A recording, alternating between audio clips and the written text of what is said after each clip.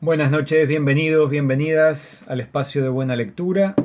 Preparado ya para compartir en esta noche un poquito más del libro de Albert Nolan, autor dominico, sacerdote dominico, nacido y con mucha actividad pastoral en Sudáfrica, que escribe como teólogo y como profesor también de teología con una narrativa, una claridad, una sencillez, cosas que son incluso de estudio y científicas alguna, que nos lo hace accesible. Entonces estamos leyendo el libro Jesús hoy, una espiritualidad de libertad radical.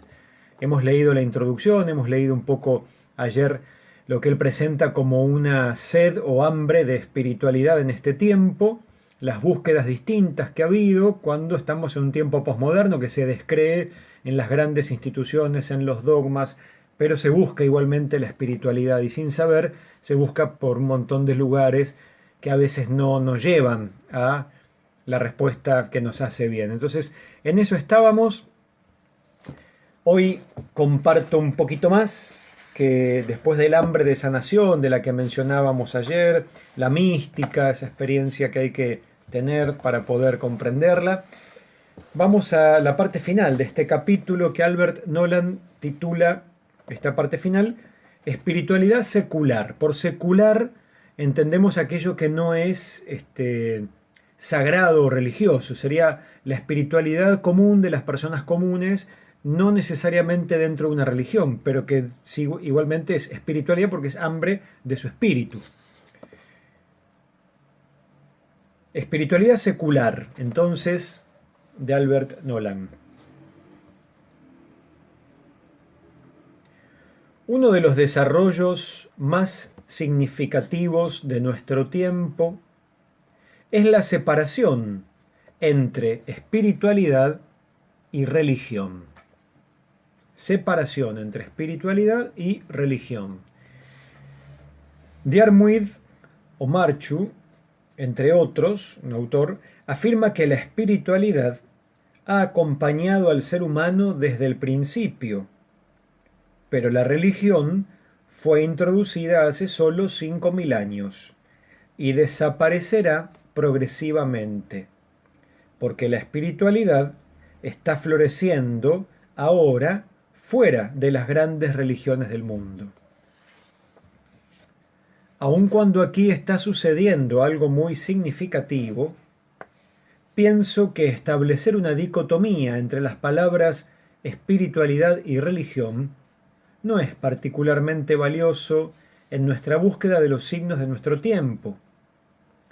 Investigadores como Mircea Eliade definen como religión esa experiencia que ha acompañado al ser humano desde el principio, y filósofos posmodernos como Jacques Derrida describen como religión o experiencia religiosa lo que está sucediendo hoy fuera de las iglesias e instituciones.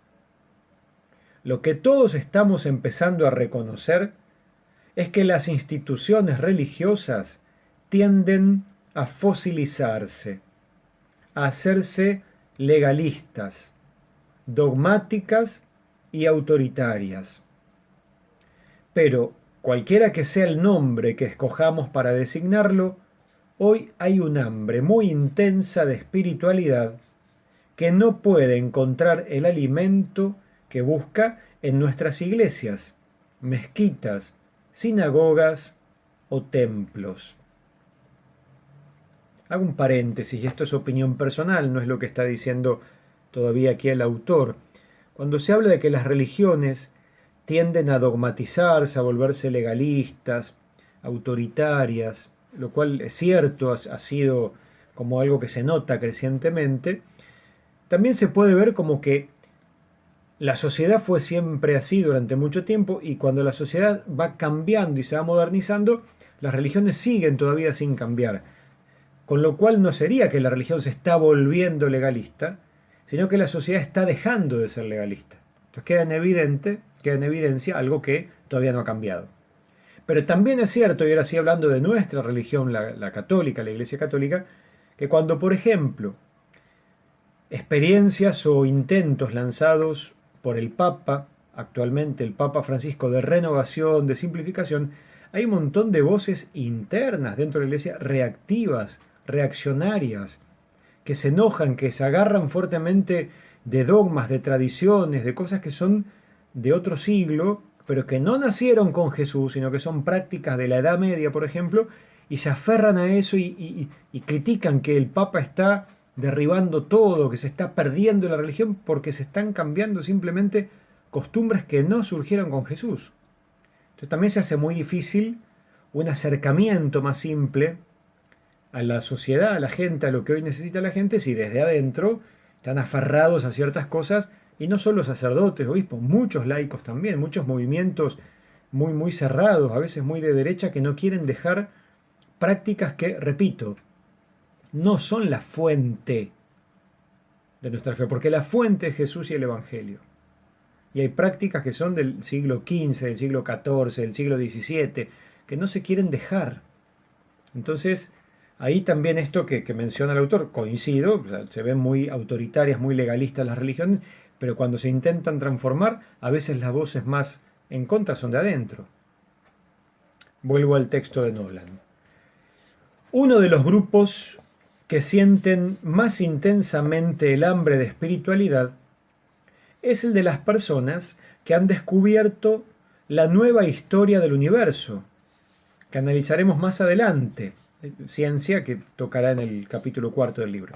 La grandeza y la gloria de Dios o de lo sagrado se manifiestan con fuerza en el despliegue del misterio del universo. Lo que se busca aquí es una espiritualidad práctica que nos permita vivir esto en la vida diaria y, en el caso de los cristianos, en la iglesia. Muchos cristianos practicantes menosprecian la búsqueda secular de espiritualidad como New Age. En realidad, no hay ninguna espiritualidad o movimiento que pueda ser etiquetado como New Age. Lo que tenemos es un número creciente de buscadores espirituales que están tratando de encontrar algo, ya sea paganismo, magia, superstición, animismo, panteísmo o cualquier otra cosa. La variedad es enorme. Algunos de los ritos y prácticas son, en efecto, hasta infantiles. Al mismo tiempo, quienes recurren a tecnologías espirituales son a menudo explotados por emprendedores que encuentran formas de hacer negocio gracias a la insaciable curiosidad religiosa de algunos buscadores. Por otro lado, hay algunas intuiciones espirituales notablemente sencillas, como las contenidas en la aproximación holística de William Bloom a la comprensión de la nueva espiritualidad que está emergiendo en nuestro mundo, que también pueden ser clasificadas como New Age. ¿No deberíamos ver todo el fenómeno como otra manifestación del hambre de espiritualidad? Fíjense cómo Nolan, nuestro autor de este libro, insiste mucho en esto. Toda búsqueda de las personas no las está juzgando, no es que sean buenas, malas, ¿no? Dice, todo lo que se está buscando habla del hambre interno que el ser humano tiene por la espiritualidad, porque no podemos vivir sin espiritualidad. Alguna que otra persona sí, pero no el general, no el común de la sociedad. Por eso la búsqueda. Y si se descartan los grandes caminos de la espiritualidad, uno termina tomando atajos cualquiera, y ahí está el peligro, ¿no? La investigación de David Tasey sobre la espiritualidad de la juventud australiana puede ayudarnos a comprender lo que está sucediendo entre los jóvenes de todo el mundo. La juventud secularizada actual está yendo más allá de una cosmovisión científica y mecanicista en busca del gran misterio que lo sostiene todo. Esto es algo que no experimentan en sus iglesias tradicionales.